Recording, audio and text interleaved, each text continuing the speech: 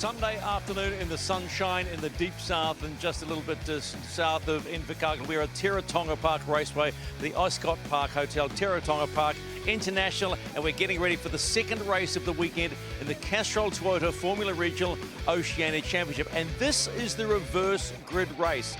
Enzo Ye, the young boy that lives in Monza, on the front row and in pole position. And beside him, Sebastian Manson, who, if you remember back at Hampton Downs, won this very race, the reverse grid race. So it's all on as we think about the feature race as well, where Matthias da Gazzetta is on pole beside Arvid Lindblad. But it's time to go reverse grid racing in the sunshine, nice southerly coming off the water. Get ready to go racing. JG.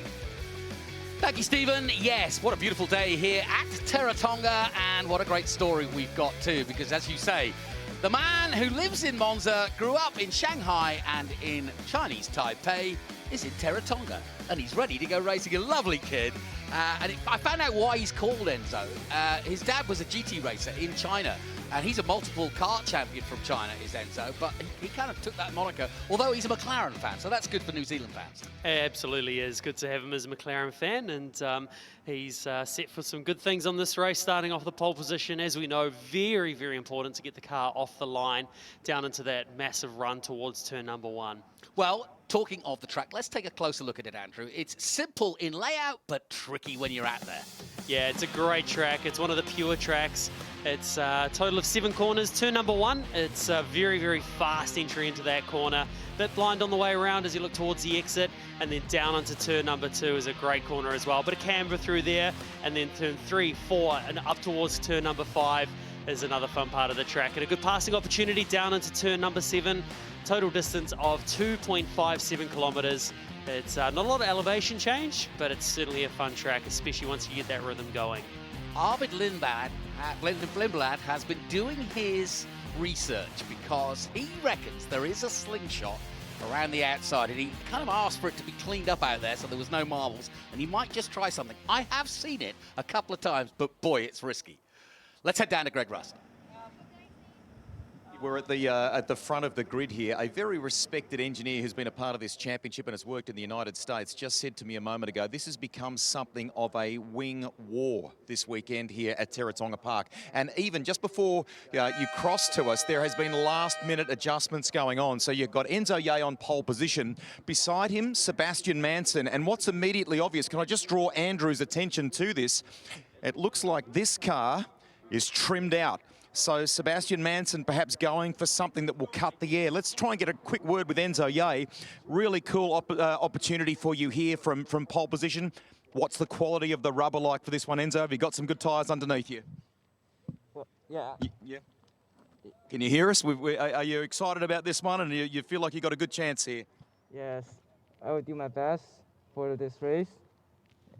Yeah, just let's push. All right, let's push. That's the words. Go get him. There he is. We'll wander back a little bit further here because Josh Pearson, I think, with the MTech team, has just made a late adjustment to this car. Guys, can we quickly get in and have a little word here? You've made a change on the grid to this car by the looks of things. Are you trying to make it a bit slipperier, Josh? That's all Alex. So I don't know what he did, but hopefully it'll be helpful. I trust him. So if he's gone in a direction that he thinks is going to work, then I'm happy with it. Okay, we'll leave you to it. We're going to let them focus here. We've got about a minute. People are starting to clear the grid here. We're at the pointy end of this championship. 2 races remain here at Teretonga Park this weekend, and then it's the big 69th New Zealand Grand Prix next weekend at Cromwell at Highlands Motorsport Park. There are some critical things about to play out in this race and the final one this afternoon when you look at our rookies and when you look at the exciting fight for this championship. Beyond me here is the long run down to turn 1. If they can get good drive off the line, is someone going to be brave enough to try and make a move on the outside of that ultra-fast left-hander? Let's go racing. Andrew Waite, who knows this class intimately, and alongside him, the voice of the game. Great to have Jonathan Green with us for the series again. Thank you, Greg. Yes, and we are looking forward to this. The Seagulls fly overhead, but will Manson fly into turn 1 ahead of Enzo Ye? That's the question mark. He's already won a reverse grid race 2 at Hampton Downs, has Manson.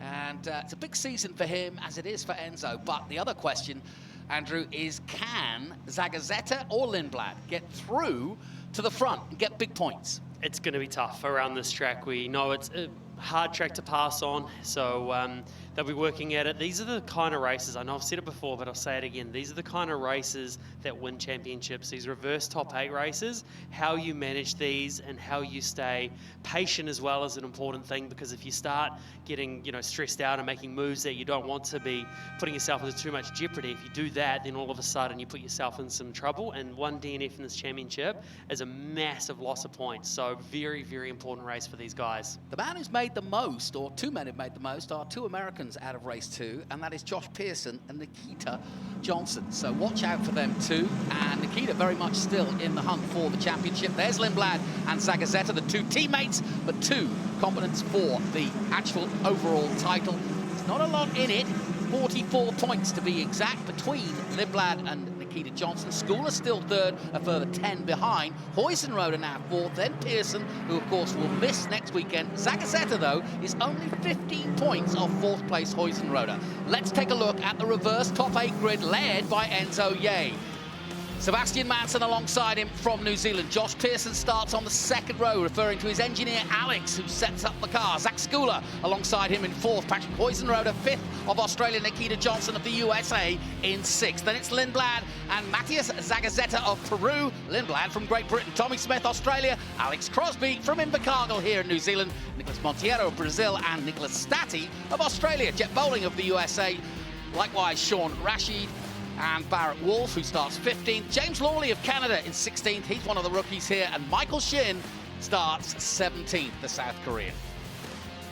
Well, there is Enzo Ye. What a big moment for him. He's a man of few words, but his English is pretty good, actually. And he's a great character. He's won some great kart championships and had a run at F4, but yeah, this is a big, big race for him if he can get off the line well. Standing start's the key to a reverse top 8 grid.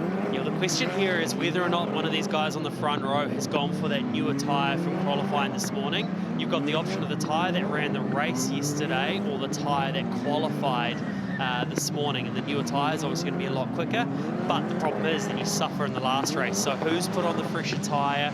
The same time, that race yesterday was obviously shortened, so those tyres haven't done as long a distance, so there's less likelihood of them putting those the fresh tyres on for this one. So we'll get a pretty quick gauge on that one too once the race gets underway, to see if anyone looks faster than anyone else. Welcome our viewers from all over the world, watching and tuning in from Peru, from the UK, from the USA. We had a stoppage yesterday when bricks flew up. That has been rectified, but there's always a chance that something else could be awry. The wind, not quite as strong as it was yesterday, but as you can see, it's a crosswind on the main straight here. What a wonderful shot that is to show you just how far it is to that first corner as we look from Nicholas Stati's position on the right-hand side there in the all blue, the Australian. Lights on! Out go the lights, away we go. Manson gets a flyer. Away he goes, Sebastian Manson, and that is the perfect start from the front row. Now that Enzo Ye trying to defend from Schooler. Schooler, though, gets a nose ahead, but he's on the outside. He might get hung out to dry. No, he slots back in. Great start from Schooler and Manson. And now Pearson all over, and Huizenrode all over Enzo Ye, and not the start he wanted. Gravel being thrown up, but somebody hits the dirt and grass and hopefully comes out. No, Lawley has hit Bowling. And that has skittled both of them. Oh, it looked like what happened there is Lawley just got onto the grass on the inside and then shot back left across the track and then collected Bowling there as well. So yeah, real shame for those guys. So safety car is out. Yeah, now I feel for them. They're teammates, of course, and so they've been travelling and being with each other, but the front nose cone has gone and the front wing has gone from Lawley's car. But yeah, that was just, it was an accident waiting to happen. Somebody went wide in front of Lawley. Lawley got, you know, his vision mixed. He went even further wide, and then when he came back on, he just banged into poor old Jet Bowling, who was pretty much an innocent bystander in that. Yeah, thumbs up, that's good to see from the Canadian. Tall, lean figure of the Canadian. His parents here this weekend, they will have enjoyed seeing that thumbs up, but we're under safety, you're missing nothing. And let's hope we get the same signal from Jet Bowling. His parents here too this weekend. He'll be still sitting in the car there trying to hope that they'll get that car restarted for him, but I think there's going to be a bit too much damage for him. And that's the thing, when you're in the car as a driver, you can't actually see how much damage. Like, he may not even know that his front wing's gone because you can't see that far down the car. So he'll be initially trying to get them to just restart the car. That's the first phase, but if not, then they'll have to be obviously dragged back, which is a slow way. So we'll have a look at a few replays. Good start from Manson and Schooler, and Nikita Johnson just behind gets ahead of, or almost gets ahead of Pearson. Gets alongside, but this is where Schooler was very, very good. He just kept his foot in long enough for him to get the slingshot. And Manson, though, away with the whole shot. Now, look to the back of the field. Watch Lawley get unsighted here, look.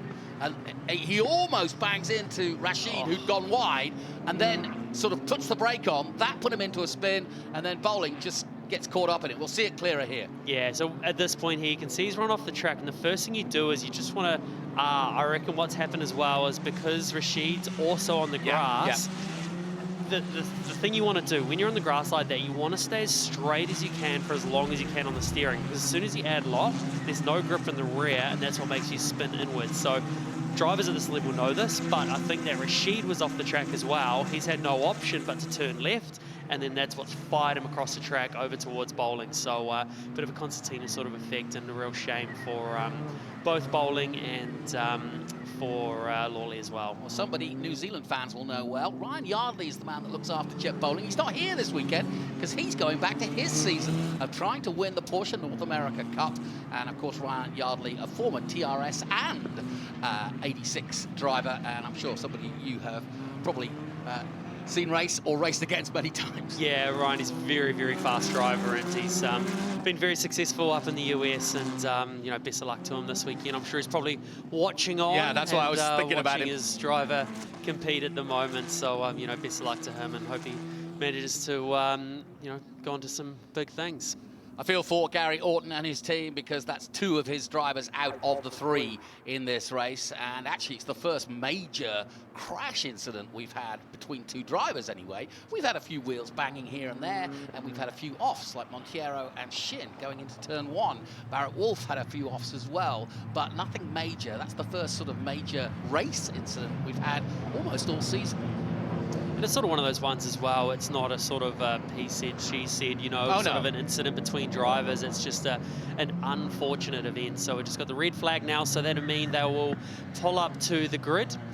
And confirmed by race control, just to jump in there, both drivers are okay. Sorry, Andrew. Yeah, it's the most important part, but for anything else, that the drivers are A-OK. So red flag situation just means that they've got to pull up on the grid, and no one is allowed to do any work on the cars during this time. They'll wait for our confirmation they can go out. One person will be allowed out there, as they will have to obviously jumpstart the car to get it back underway again. And would you agree with me that red flag isn't for safety, it's more to do with making sure that they get as many of the 25 laps in to give them a fair run at this? It's merely a case that if they just kept the safety car out and waited, they'd lose another 4 or 5 laps. Yeah, no one wants to roll around under a safety car, and we even see it in the past where drivers have won races under safety car, and it's still a race win. They've still got there to do it, but at the same time, they'd rather finish under green flag racing. Is there's no better feeling than receiving a checkered flag out front. No question. And the forlorn sight of the Chip Ganassi racing car, the number 22, and the two teammates from Kiwi Motorsport. I feel for them, not just for this incident, but for the actual progression, especially Bowling, who was here last year.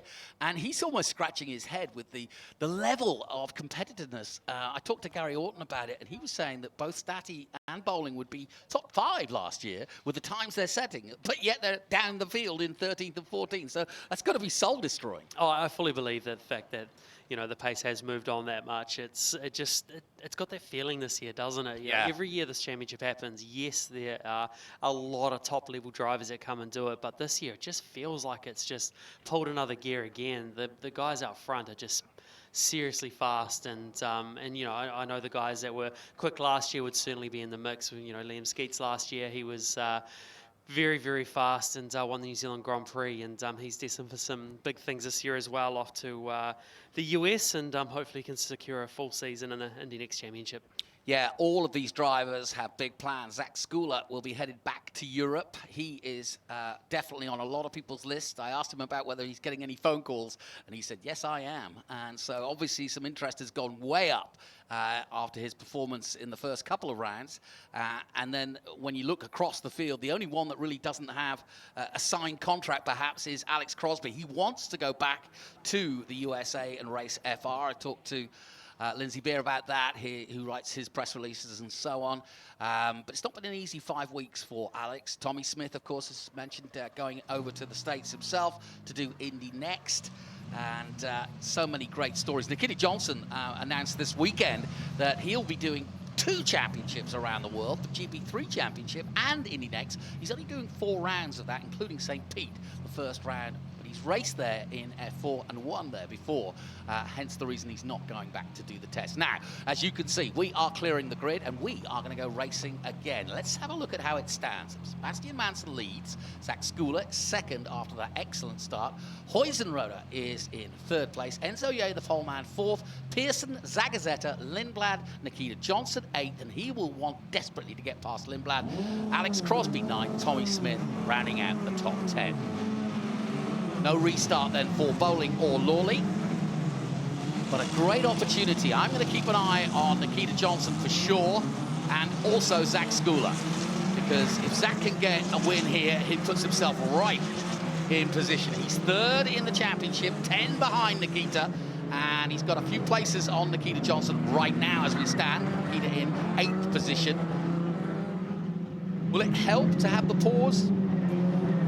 It's sort of one of those things that nearly works against, because of the fact that the tyre temperatures will now have dropped right down. To be fair, they wouldn't have got up very high anyway because we're so early into the race. But at the same time, we're not going green racing this lap. There's going to be another lap on top of that as well, just to allow the drivers to get that little bit more heat in the tyres, as you know, cold tyres certainly don't end up as a very good thing down into turn 1 sometimes. So they just allow that extra warm-up lap to make sure everything's completely up to temperatures. We see the GR Supra safety car leading the way around.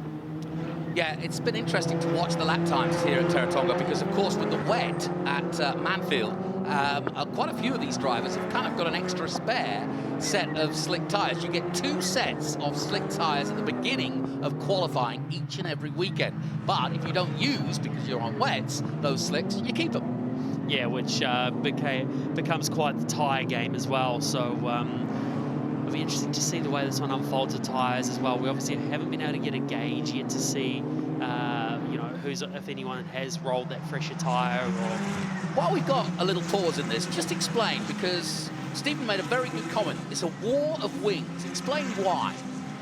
A war of wings. It's a good way to put it, actually. So basically, what we're starting to notice is there's a lot of wing changes actually happening on the grid, which means to me that there's drivers that are sort of setting their wing in one direction and then getting their competition to see it, and then they go, right, we're going to change it actually on the grid to go back the other way to trim it off or add more aero. So it's where the war of wings kind of terminology seems to come from. Do you drive differently when you make that change?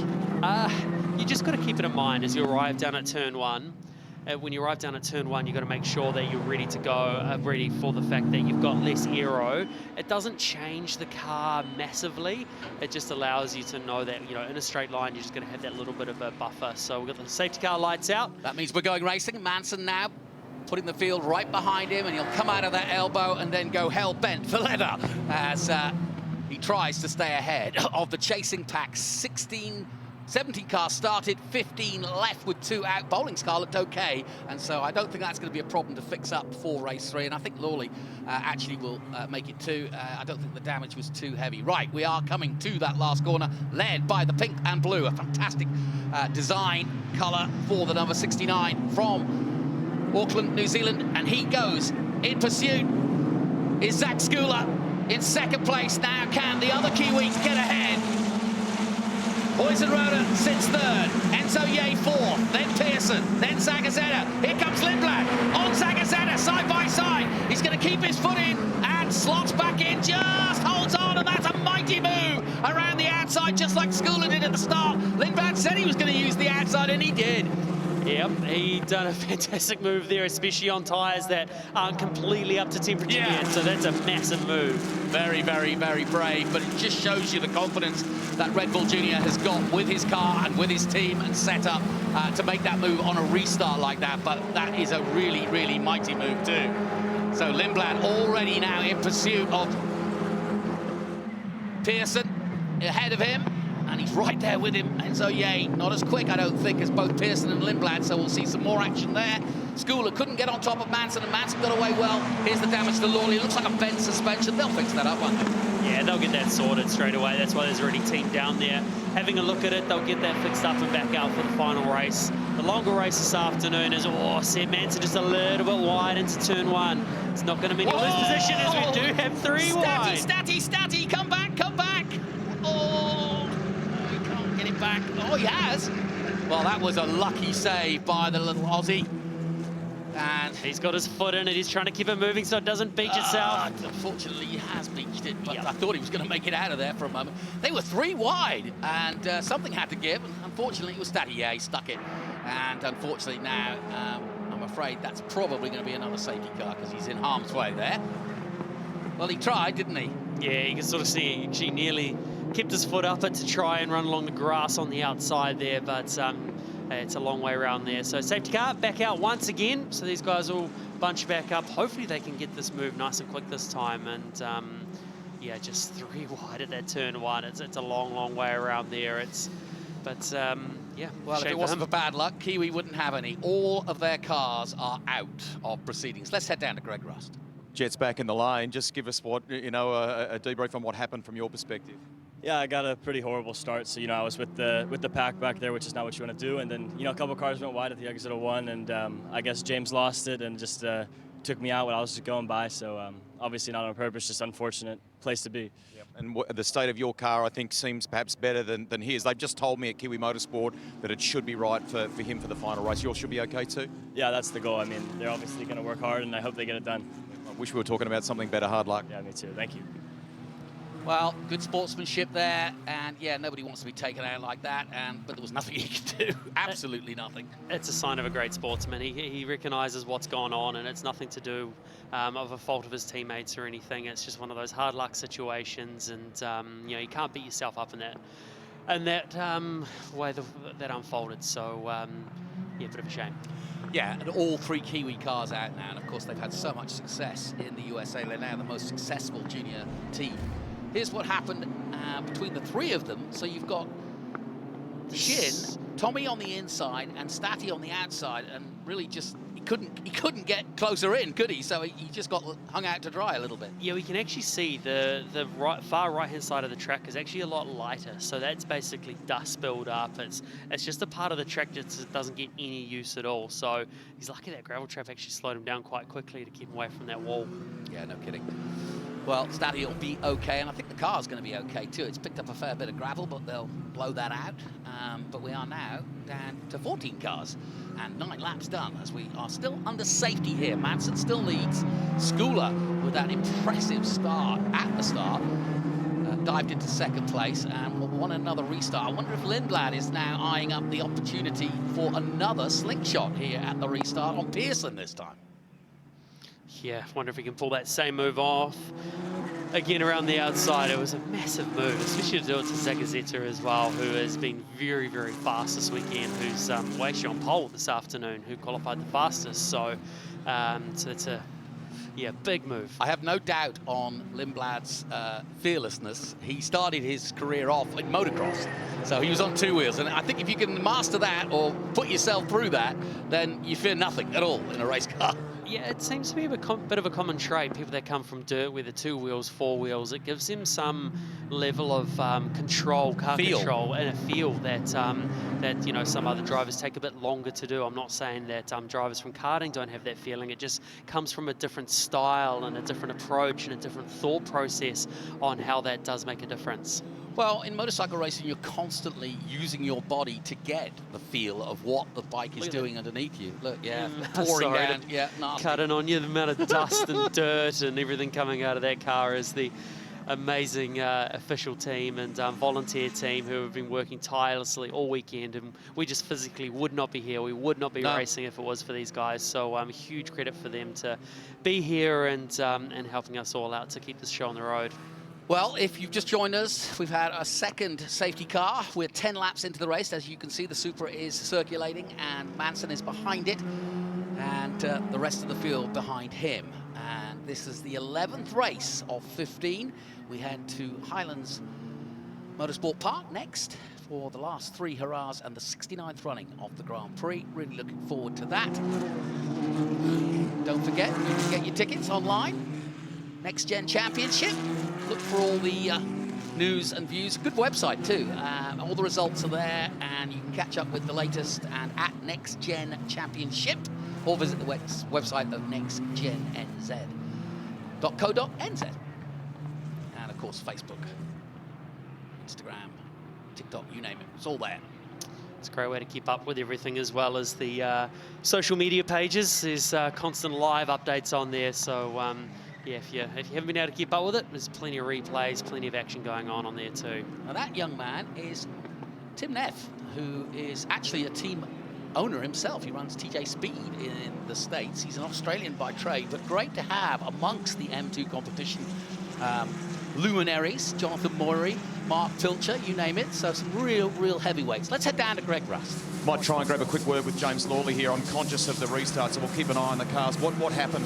I was just like on the outside, I guess, going through one on the outside of another car, and I basically I ran out of room. There wasn't anywhere for me to go because there's a car on the inside of me, and they ran all the way out to the curbing. So I basically went onto the grass and got forced into the dirt there.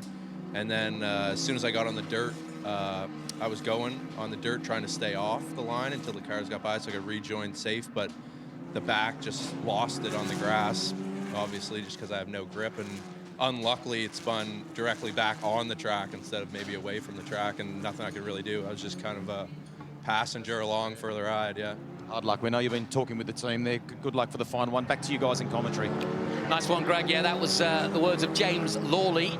We were obviously concentrating on what's happening on track so we don't miss anything. But, yeah, James Lawley in the 88 from Canada. And he'll be back for race 3. Now, Manson getting ready for the restart. Can Skula go better this time? They weave from side to side. The mechanical grip so important into that first complex. We'll do 2 safety car laps, and again, that's because they want to make sure that the tyres are up to spec and up to optimal position. And now we're 12 laps into this race, so Manson's got it all to do, and I always think this is a tough time. There's a lot of responsibility and a lot of head thinking goes on when you have to do the restart. Yeah, there is, and I think Manson needs to try something a little different off the restart this time. I actually noticed that Zach Skula got a really good start. He sort of predicted that Seb was going to go right at the apex of the last corner.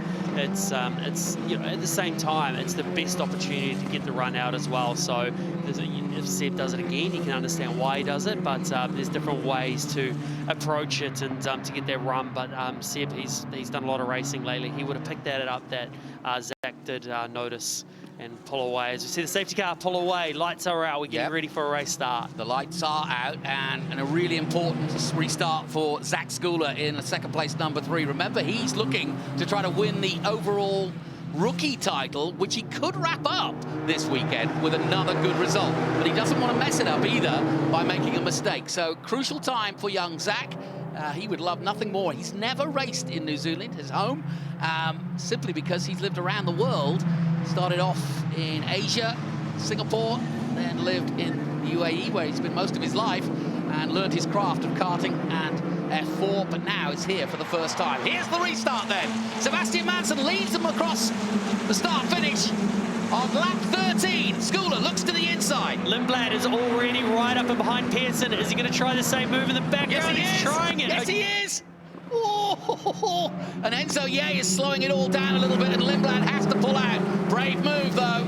Oh, he had to go. I could see the run that he got out of the last corner. I knew exactly what he would have been planning, but not quite this time. Got caught out in the dirty stuff. Yeah, Pearson also trying to get past Enzo Ye, who hasn't had a good race. Started from pole, down in 4th, and it looks as though Pearson is trying to get the hurry up on him and trying to get up past him as quickly as possible, because he knows Lindblad's coming, and they're all piling in behind him. There's Barrett Wolf at the back.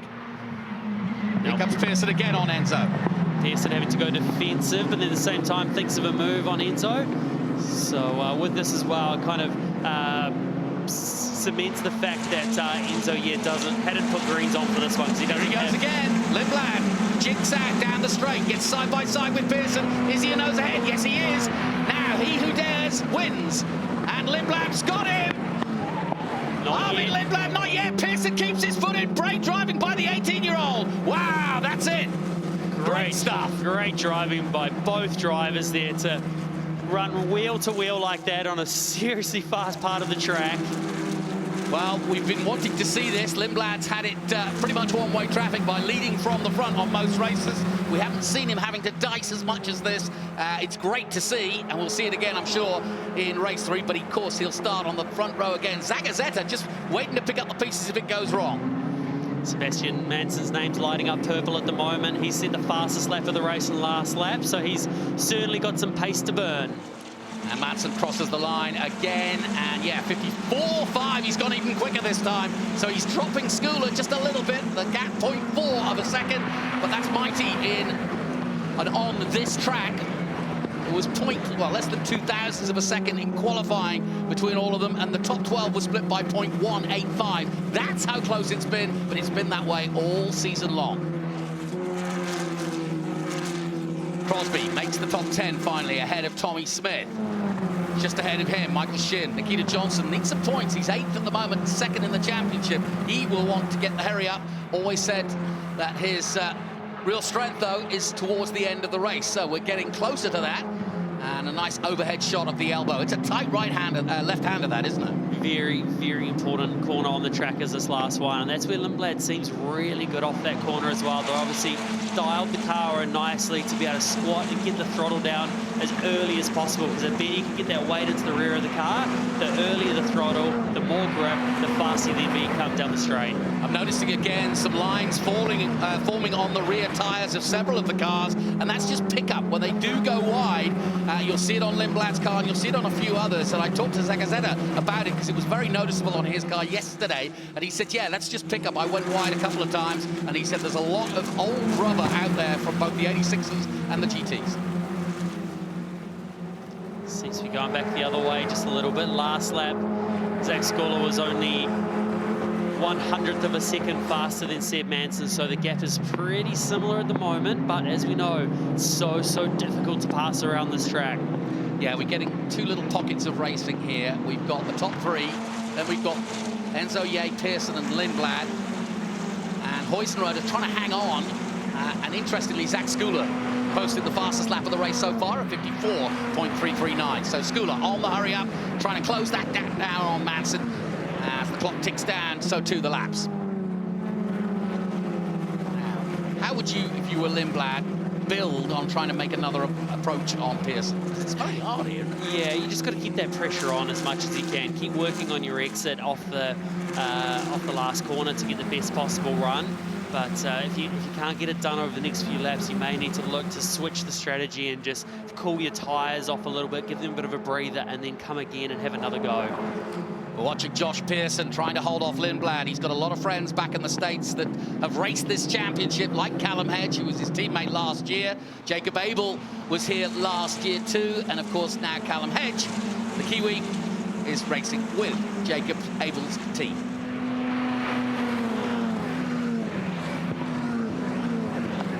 Just a different line for those two on the way into that turn 1 there. Seb Manson just seems a little bit wider on entry. Whether or not he's struggling with a little bit of understeer on the way into there, but he's certainly running a bit wider. He doesn't want to get caught too wide there because he ends up in the marbles, as well as he's starting to become under even more pressure from Zach Skula here. Well, now you can see the gap from above that Enzo is away from this leading trio. And Skula still pushing on. The lap times, like you say, have kind of evened out a little bit, but of course the tyre will be going off. It won't be at its optimal now. As Manson dives into the final corner one more time. Skula right there. Let's have a look as they cross the line this time to see if there's any improvement from any of the top 3 in terms of times. Huizenrode has set his fastest time of 54.3 last time out. And again, fastest lap for Sebastian Manson, his personal best of 54.3. But Pearson goes quickest with the 54.2. Let's head down to Greg Rust. Jonathan, while you're watching the main race, just consider Kiwi Motorsport here and their own race against time here for the final one of the day. Gary Orton, you've gone and got another arm, which I'm assuming is for James Lawley's car. What about Jet Bowling's machine behind you? Is that okay, or is it a bit more extensive than we first thought? No, it is extensive, but I think we'll get there. It's we've got quite a few good guys on it. Yeah, look, I think give us half an hour, we'll have a pretty good understanding, but I don't see a problem. Thanks for stopping to talk to us. We'll keep going here because I think Nicholas Staddy has just walked back in. Can we grab a word with you? The cleanup has commenced on your car, but I can sense in your body language you're gutted. What transpired? Yeah, obviously had a good safety car restart. But yeah, unfortunate. I was going around the outside of Tom at one, and then Shin decided to make it through right, and then I was just really, I think I was collected, but I can't really say for sure, but quite confident. We'll have to watch the video, and yeah. Car's okay? Yeah, no damage, just very dirty. Back to you in commentary. Thank you.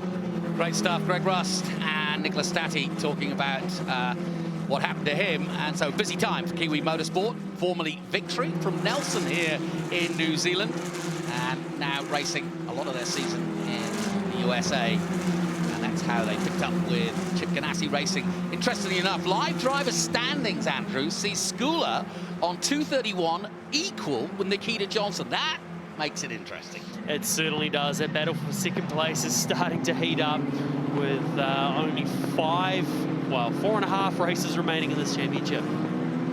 Patrick Huizenrode is still fourth with 2:05 at the moment, third on track as another lap is completed.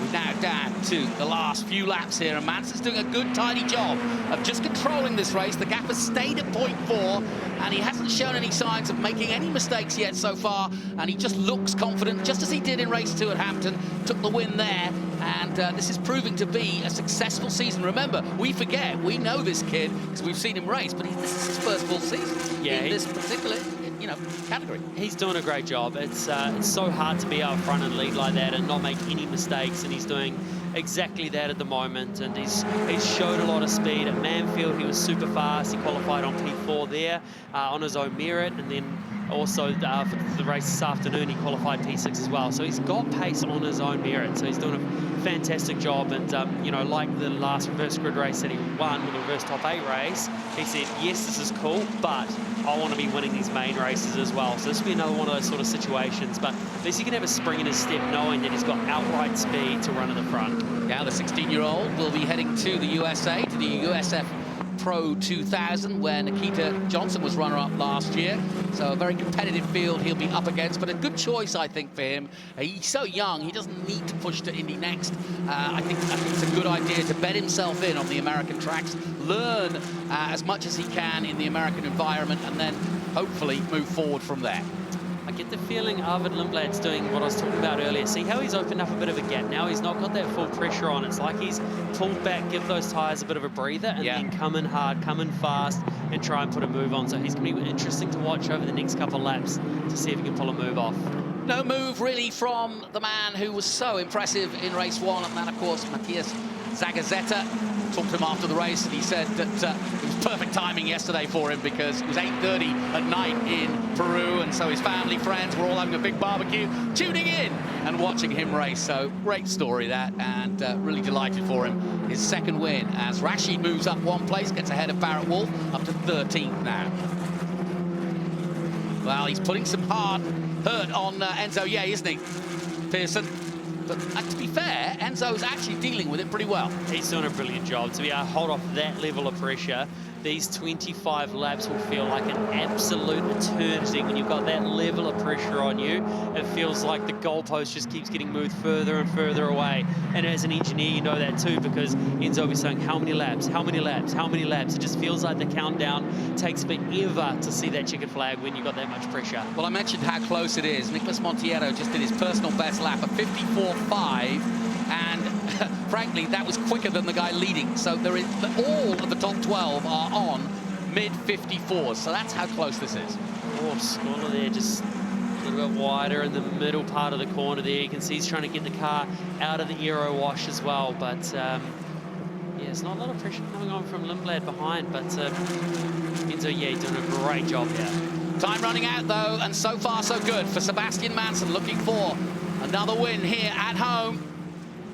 Schooler has tried, but he hasn't made a real lunge yet. it's going to be hard to see where he could do it. He's just not close enough, I don't think. And it's going to be last lap now. Hoysen-Roeder's done a good job. He's actually taken a little bit of time out of both of them at the front. And he's a solid third ahead of Enzo Ye. Last lap then. Here we go. And Hoysen-Roeder looks and jinks to the inside for a moment. This is as close as he's been. Yeah, just put his car in the mirror of Zach Schooler there to try and get him to look to the inside, try and force him into a little mistake to run wide. But drivers at this level do not make mistakes often. No, and Hoysen-Roeder has the accolade of probably doing the most overtakes of the season so far. Hasn't been able to do it in this race per se, but he's another solid third, another podium. He's one of those guys that's just got better and better as the weeks have gone on. Well, of course, Sebastian's father will be watching. He races as well this weekend. His younger brother races in karts still. But today, it's all about Sebastian Manson as he comes across the line. Tim Neff delighted with that, as will all of M2 competition. A brilliant win by him.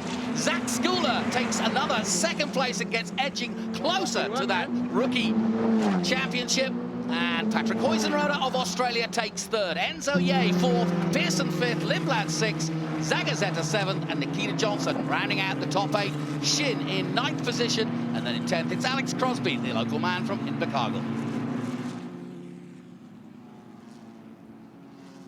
So, well done to Manson, and it'll be interesting to see if, well, it will. It means that we're now equal on points now for second place overall. Here's confirmation of the result. Sebastian Manson taking the win over Zach Schooler, Patrick Hoysen-Roeder third, Enzo Ye fourth, Josh Pearson, Arvid Lindblad sixth, did make a great move around the outside.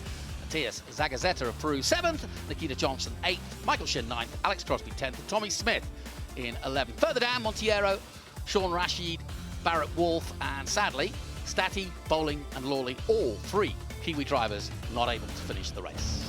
Here's the highlights, and Enzo Ye did not get the start he wanted in the 77 all white. It was Manson who picked it up in the number 69. Good start from Schooler too. He soon did a lovely lunge around the outside. It's brave on the first and opening lap to take that line, but Schooler did take it. Enzo was the start of what went wrong. He threw up some dust, then Rashid did the same, and then Lawley was unsighted, and unfortunately, by the time he got back on track, he collected Bowling. Real shame for both of them, but good sportsmanship between them. They know it wasn't intentional by any means.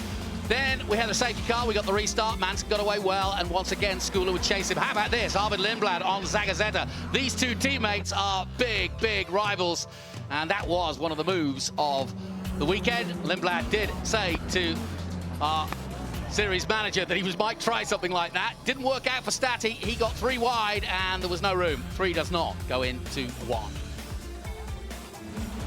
Restart again after the safety car, and this time Schooler was a little closer, but again, Manson kept his foot in and kept it pegged and held on. Schooler would try a few more times, but he just couldn't find one spot where he could make it work. In the end, though, Sebastian Manson wins for New Zealand here at Teretonga.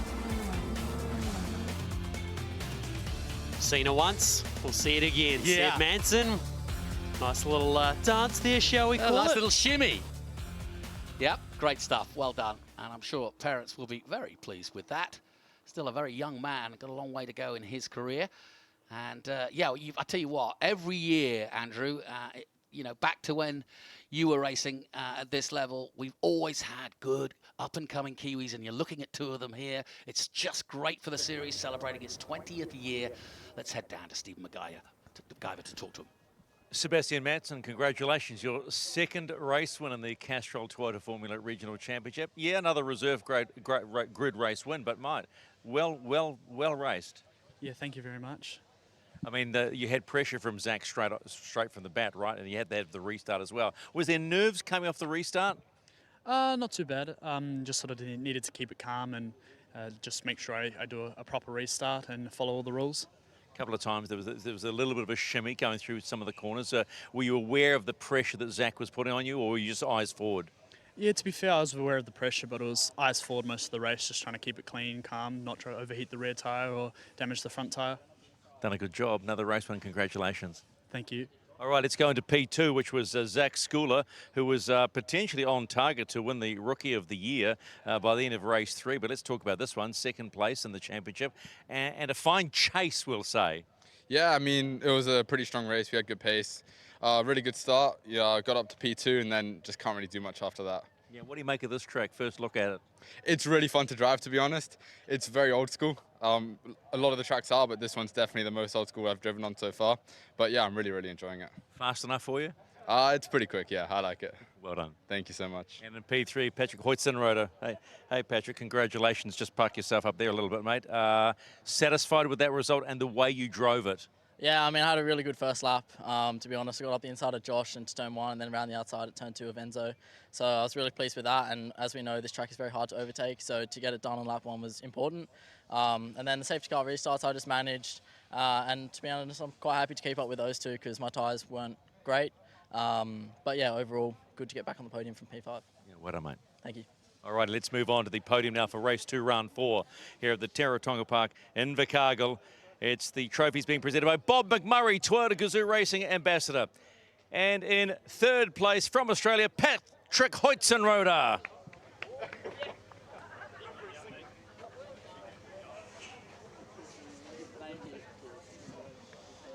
In second position from New Zealand, Zach Schooler. And for his second win in the Castrol Toyota Formula Regional Oceania Championship, welcome up from New Zealand, Sebastian Manson. And that is your official podium for race 2, round 4 of the Castrol Toyota Formula Regional Oceania Championship. So, celebrations for our top 3 in race 2, and the championship is looking rather tasty now.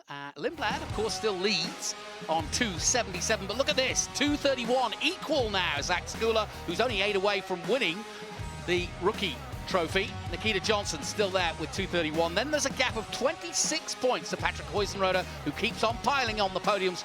Josh Pearson in 5th, Zagazeta on 183. Then Manson moves to 167. Enzo Ye in 8th. Shin, Brown and Rashid. And of course, Will Brown will be back with his teammate next week. Crosby on 84. Monteiro 13th. Bowling Smith. And then Nicholas Statti did not finish that last race. The rookie in 16th. And Barrett Wolf 17th. We'll take a short break, but don't forget the Bridgestone GR86s coming up from Teretonga. Stay with us.